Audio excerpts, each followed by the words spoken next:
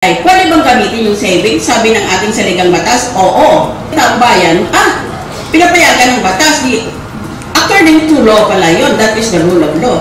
Pero, ang problema, ang savings namin, kinuha, tapos pinamudmod, it was distributed, the savings were distributed, the savings were not spent for the expenses of the Senate as an institution, but it was spent as Christmas gifts for the senators.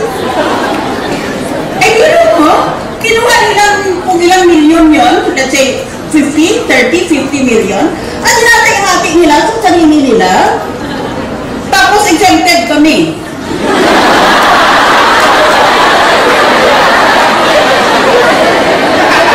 I don't know what the criteria are.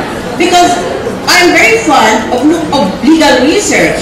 After all, I did a doctorate, and that is what most doctorate degree holders are specialists in. They specialize in research on their subject. So I did legal research. Wala akong nakita kung anong criteria mo para ibigay mo sa sarili mo ang savings ng pondo ng gobyerno nang galing sa taong bayan.